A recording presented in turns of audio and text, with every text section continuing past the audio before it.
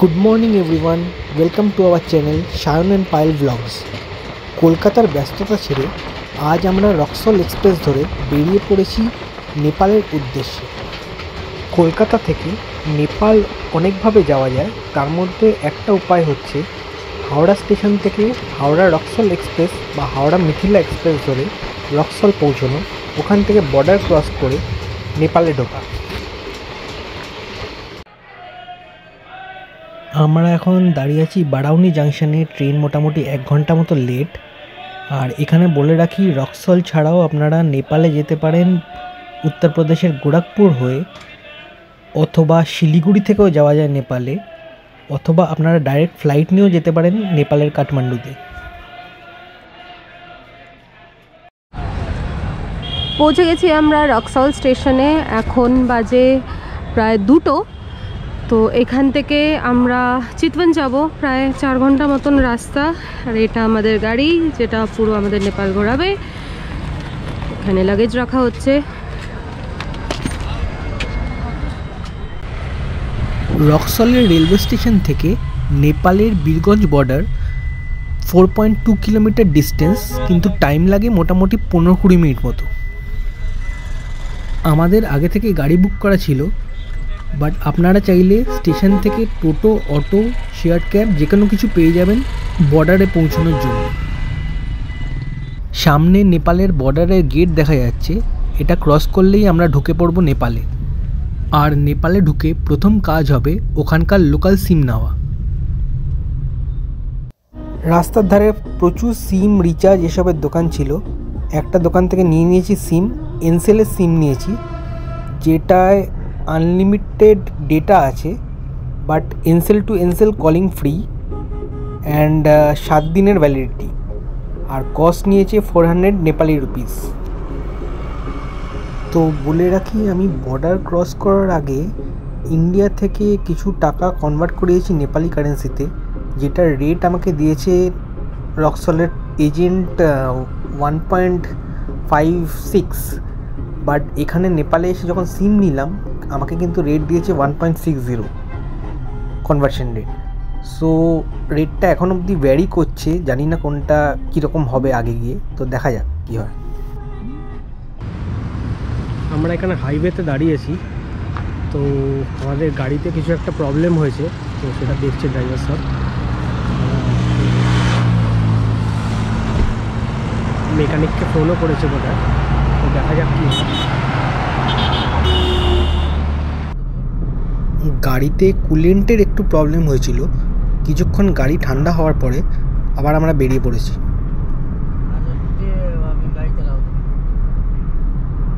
তো আমরা এখানে চা খেতে দাঁড়িয়েছি, তামাং হোটেল নাম, রাস্তার ধারে একটা সুন্দর হোটেল। এখানে চা, খাবার, শিক কাবাব সব কিছুই পাওয়া যাচ্ছে।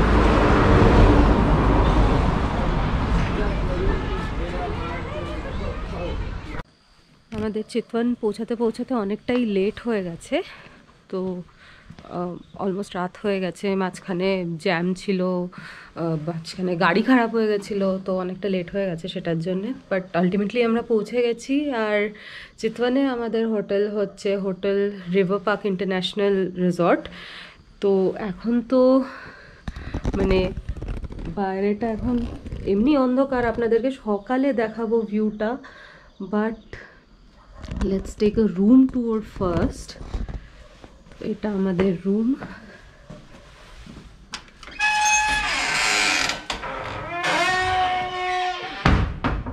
এখানে ডাবল বেড, একটা সিঙ্গেল বেড রয়েছে। আর এখানে একটা ব্যালকনি আছে। এখন তো যাই হোক অন্ধকার, বাট আমাদেরকে এক্ষুনি বললো যে এইখানে নাকি আজকে সকালেও রাইনো এসছে একদম সামনে। এখন তো কিছুই আপনারা অবভিয়াসলি বুঝতে পারছেন না, বাট শান চলে এসছে চেক ইন করে। বেশ ঠান্ডা এখানে, ফাঁকা বলে আরও ঠান্ডা। হ্যাঁ, ফাঁকা বলে আরও ঠান্ডা। বাট আমরা কালকে সকালবেলা এখান থেকে উঠে ব্যালকনিতে দেখব মানে আদৌ কালকে রাইনো আসে কি না। অনেক আশা দিল। এনিওয়ে এখন তাড়াতাড়ি ফ্রেশ হয়ে আমরা যাব ডিনার করতে। তো শায়ন কিছু বলার আছে? না, এখন ফ্রেশ হবো, অনেক লম্বা জার্নি করে এসেছি। হ্যাঁ, মাঝখানে গাড়ি ফাড়ি খারাপ হয়ে গেছিলো। যাই হোক, এটা হচ্ছে ব্যাক সাইডটা, বনফায়ার হয়েছে ওখানে, ওখানে যাব আমরা একটু বাদে। ওভারঅল খুবই সুন্দর লাগছে জায়গাটা।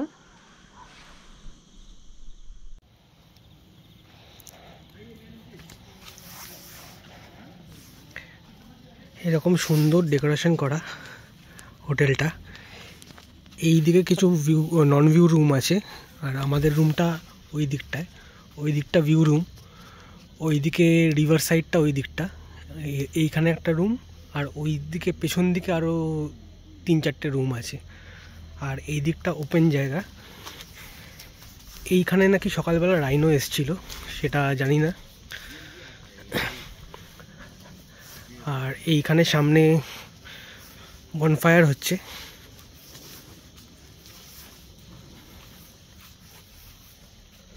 সুন্দর সুন্দর পরিবেশ।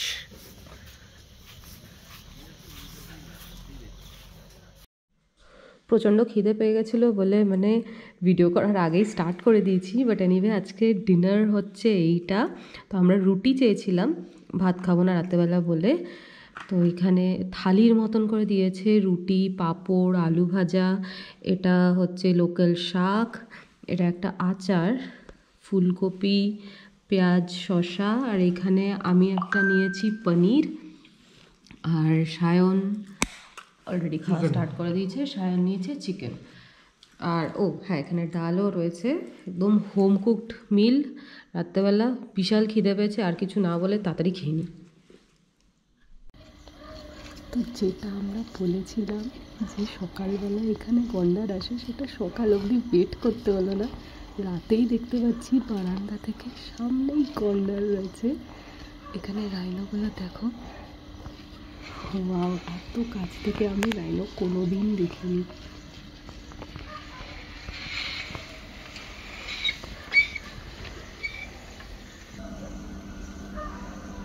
এটা আমাদের হোটেলের কম্পাউন্ডের মধ্যেই, দেখতে পাচ্ছেন যেখানে লাইটটা জ্বলছে, সেটা একটা রুম হোটেলেরই। তো এটা বলতে পারেন হোটেলের ব্যাকইয়ার্ড। ওই দিকটা হচ্ছে গিয়ে জঙ্গল, নদী পেরিয়ে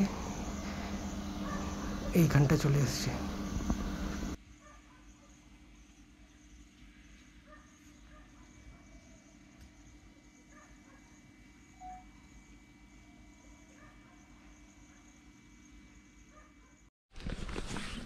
গুড মর্নিং এভরিওয়ান। তো আমরা এখানে কালকে রাত্রে যা ভালো গন্ডার দেখলাম, তারপরে এখানে সকালবেলা উঠে আমি বেরিয়েছি, পায়েল রেডি হচ্ছে, জঙ্গল সাফারি আছে আজকে। সকালের ভিউটা আপনি দেখুন, শুধু অসাধারণ ভিউ। এটা পুরোটা হোটেলের কমপ্লেক্স।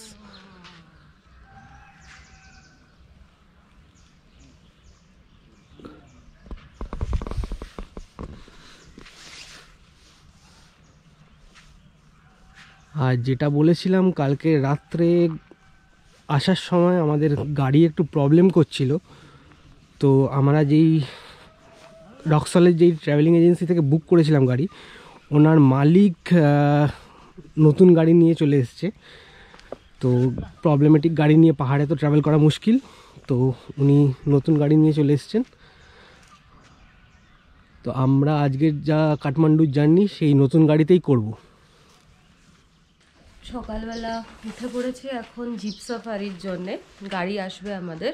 তো ততক্ষণ এখানটা রেজর্টটা ঘুরছিলাম। রেজর্টের পিছন দিকটা এই যে রাপ্তি নদী, একদম রাপ্তি নদীর গায়ে লাগানো রেজর্টটা। এখন অত জল বোঝা যাচ্ছে না, আছে অল্প অল্প, বাট শীতকালে জল শুকিয়ে যায়। এবার যেহেতু জল শুকিয়ে যায় বলেই এখান দিয়ে মানে যত ওয়াইল্ড অ্যানিমালস আছে পার হয়ে আসতে পারে রেজর্টটায়, যে কারণে কালকে আমরা রাতে রাইনো দেখতে পেলাম। তো এটা হচ্ছে রাপ্তি নদী, আর একদম ঠিক গায়ে লাগোয়া আমাদের রেজর্টটা। দেখতেই পাচ্ছেন একদম ওপেন, মানে কোনো সেরকমভাবে কোনো বাঁধ নেই যে বড় একটা কিছু ওরকম ওয়াল তৈরি করা আছে, একদম খোলা, পুরোটা একদম নেচারের সাথে লাগোয়া। এইটা আমাদের রিসর্ট। রাত্রেবেলা তো দেখানো যায়নি, এটা দিনের বেলা। খুব সুন্দর, খুব সিরিন, খুব মানে শান্তশিষ্ট ভালো রিসর্টটা। সব অ্যামেনিটিস আছে। আর কালকে রাতে যেরকম বললাম, খাবারটাও দুর্দান্ত ছিল। হোটেলের ভিউ রুমগুলো এইদিকে, রিভার ভিউ রুমগুলো, আর এইদিকে নন ভিউ রুমগুলো। আর গন্ডারটা কালকে রাত্রে ঠিক এইখানটা ঘুরছিল। আর এইটা আমাদের রুম, এইখানে গন্ডারটা ছিল। আর এই ফার্স্ট রুমটা আমাদের রুম। তো দেখতেই পাচ্ছেন এইখানটা কতটাই কাছে।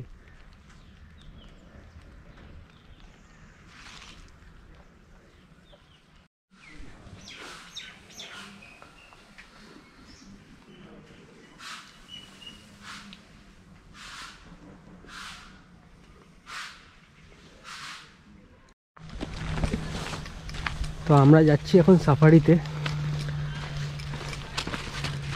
আর যেটা জানালাম হোটেলের এখানে মালিকের থেকে, কি এখানে ইন্ডিয়ান কারেন্সি সব কিছু চলে। আমরা যেটা নেটে দেখে এসেছিলাম 500 টাকা 200 টাকা এগুলো চলে না, কিন্তু 500 টাকা 200 টাকা সব কিছু চলে বললো। ওটা মাঝখানে চালু হয়েছিল যে 500 টাকা 200 টাকা চলবে না, কিন্তু এখন নাকি সব কিছু চলে।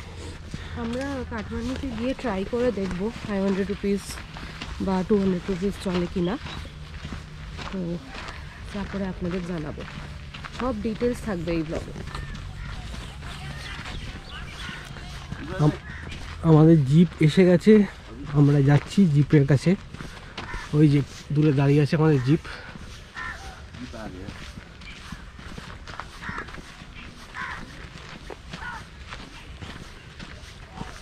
হোটেলের পাশেই এই ব্রিজটা তৈরি হচ্ছে। এই ব্রিজটা তৈরি হয়ে গেলে হোটেলের একেবারে সামনে জিপ চলে আসবে।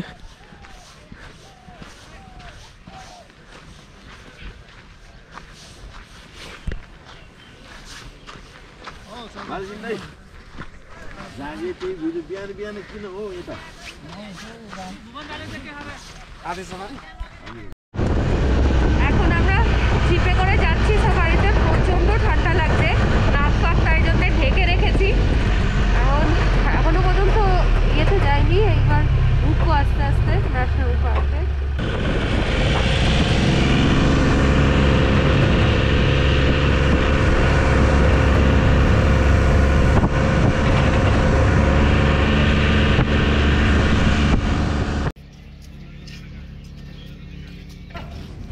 এইখানে আমরা পারমিট আর টিকিট করতে দাঁড়িয়েছি জিপ সাফারির।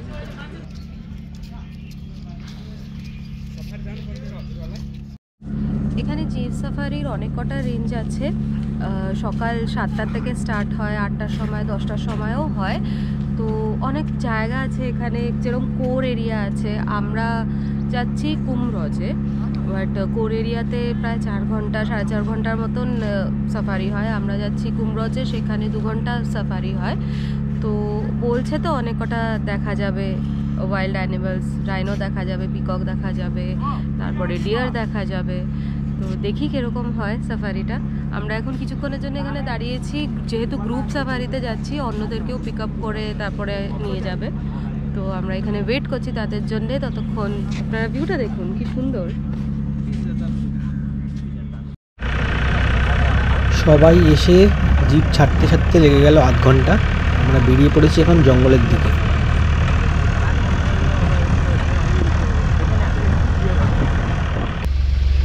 জঙ্গলে ঢোকার আগেই দেখা যাচ্ছে প্রথম গন্ডার। ভাবতেই পারিনি এত সুন্দর জঙ্গলে ঢোকার আগেই গন্ডার দেখা যাবে। ওই পাটটা কাঁটাতারের, ওই পাটটা জঙ্গল। তো আমাদের চোখে পড়ে গেছে প্রথম গন্ডার। তারপর জঙ্গলে ঢুকে আমরা একে একে দেখতে পেলাম ময়ূর, কুমির, স্পটেড ডিয়ার, বক, লাভবার্ড, আরও অনেক কিছু।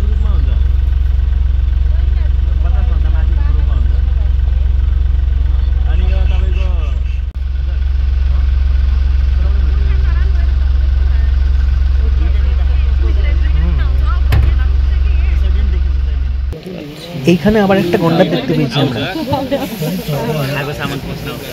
আমরা খুবই লাকি যে দুখানা গন্ডার দেখতে পেয়েছি, একটা ঢোকার আগে আর একটা এখানে মাঝখানে। আগে স্পটেড ডিয়ার দেখেছিলাম, এখানে দেখা যাচ্ছে বার্কিং ডিয়ার। জঙ্গল সাফারির টাইম আমাদের অলমোস্ট শেষ হয়ে এসছে, আমরা ফিরছি। আর ফেরার আগেই দেখতে পেলাম এই 3টে হাতি, যদিও এইগুলো 3টেই ট্রেন্ড হাতি। জঙ্গল সাফারি করা হয় এই হাতিগুলো।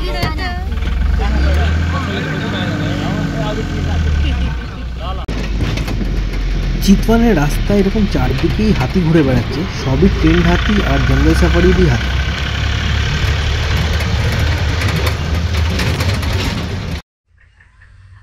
সাফারি থেকে করে আসার পরে ব্রেকফাস্ট করছি এখন, আলু পরাঠা, আর এটা হচ্ছে ঘুগনি, আলু, মটর আর আচার।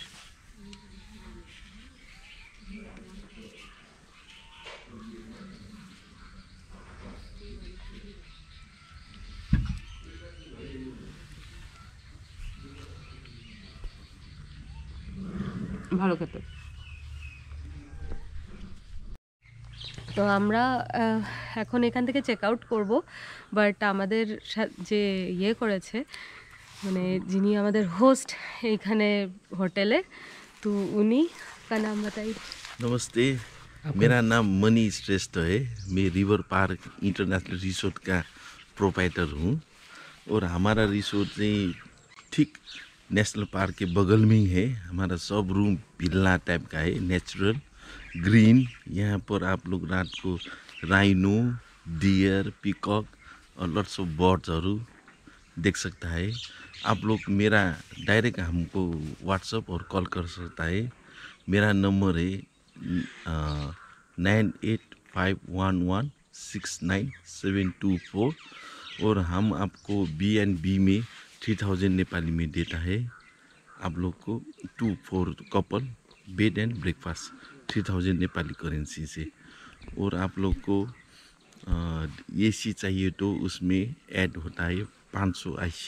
और सीजन वाइज का वैरी करता है? सीजन वाइज ऑफ सीजन सब एक ही रेट होता है। अच्छा।